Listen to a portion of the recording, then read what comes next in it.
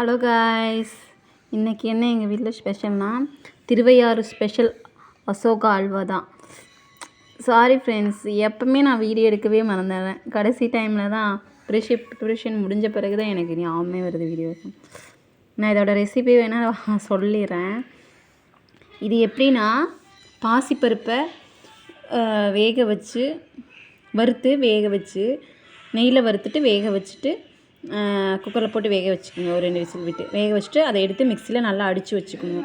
நைஸாக அடித்து வச்சுக்கணும். அப்புறம் அதை எடுத்து ஓரமாக வச்சுருங்க. கொஞ்சம் ஒரு 50 கிராம் நெய் வடச்சட்டியில் ஊற்றி அதில் முந்திரியை வறுத்து எடுத்து வச்சுட்டு அதில் ஒரு 4 ஸ்பூன் கோதுமை மாவு போட்டு அந்த நெய்லேயே நல்லா கிண்டிகிட்டே இருக்கணும்.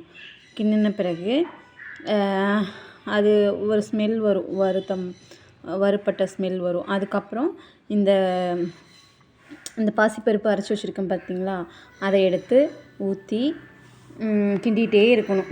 கெட்டியாக ஒரு பதம் வரும். கெட்டியாக வரும்போது சர்க்கரை ஒரு 2 கப் சர்க்கரை அதுக்குள்ளே போட்டுக்கணும். இந்த ஸ்வீட்டுக்கே ரொம்ப தித்திப்பாக இருக்கும். அதுதான் இந்த ஸ்வீட்டோட ஸ்பெஷலே. 2 ஸ்பூன் சர்க்கரை போட்டுக்கலாம். 2 கப் சர்க்கரை போட்டுட்டு மறுபடியும் கிண்டிகிட்டே இருக்கும். அந்த சர்க்கரை போட்ட பிறகு லூஸ் விடும்போது மறுபடியும் நல்லா கிண்டணும்.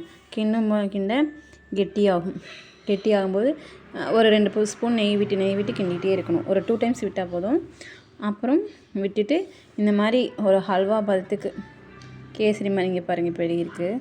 இது இப்போ சூடாக விட ஆறி சாப்பிடும்போது இன்னும் டேஸ்ட் நல்லாயிருக்கும்.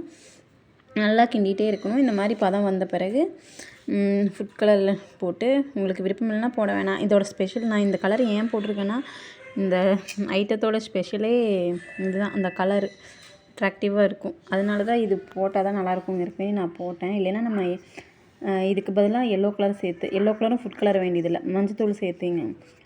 முதல்ல அந்த கட்டி படுறதுக்கு முன்னாடியே சர்க்கரை போடுற டைம்லேயே மஞ்சத்தூள் போட்டிங்கன்னா அந்த ஸ்மெல்லே இருக்காது.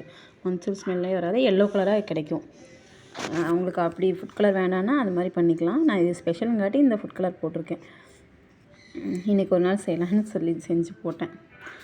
அப்புறம் நல்லா கிண்டிட்டு இந்த மாதிரி பதம் வந்த பிறகு மேலே 2 ஸ்பூன் நெய் விட்டு ஒரு கிண்டி ஆஃப் பண்ணி இறக்கி இப்படி இலையில எடுத்து போட்டு பரிமாறி பாருங்கள். செம்மையாக இருக்கும்.